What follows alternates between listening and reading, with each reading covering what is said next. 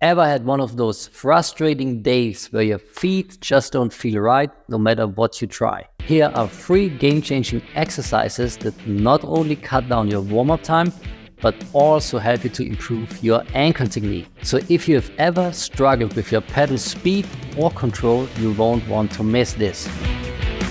I recently came across this comment on one of my previous videos where a fellow drummer mentioned needing 10 minutes of slow practice to finally play at his maximum speeds.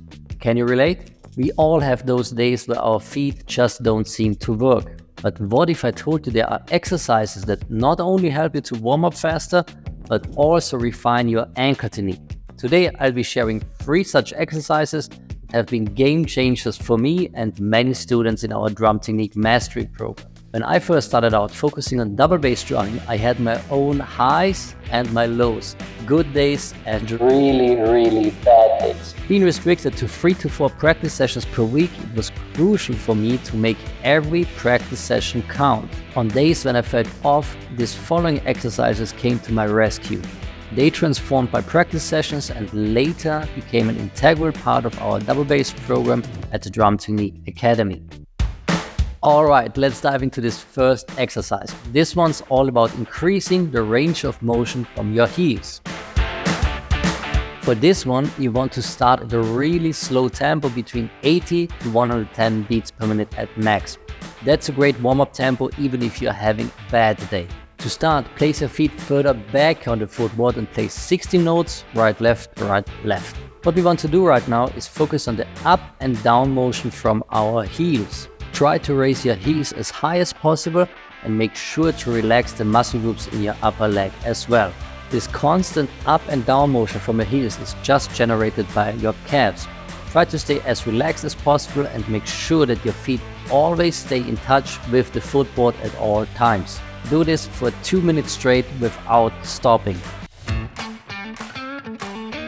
What I also like to do from time to time is to change up the sticking and just start with my left foot instead of my right one. This way my weaker foot has to take the lead and play on the beat. Feels a bit weird in the beginning, but this is a great addition for those of you who want to increase the challenge right away. So after 2 minutes of this non-stop up and down motion, you're ready for exercise number 2. Moving on to the second exercise.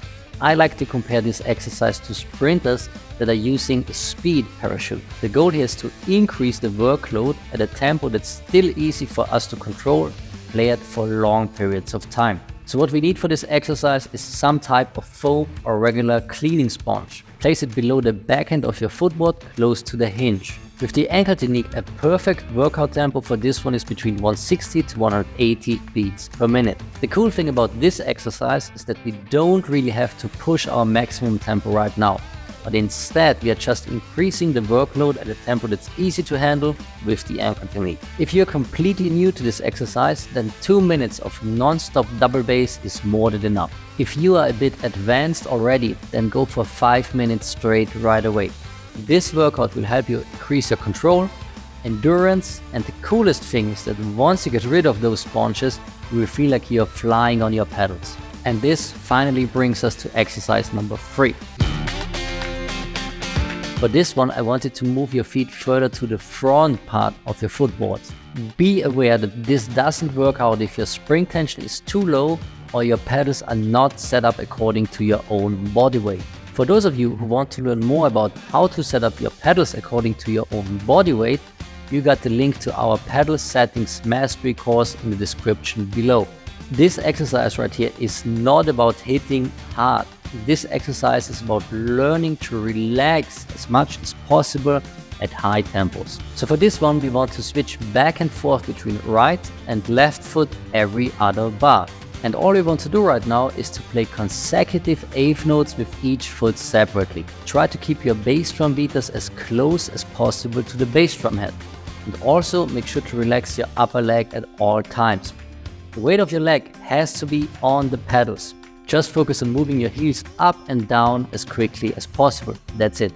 The main pressure point on the footboard is the ball of your foot and your toes. Do this exercise for at least 2 minutes straight. The cool benefit of this one is that after a couple of minutes you will feel that the range of motion of your heels and your beta swing will increase automatically.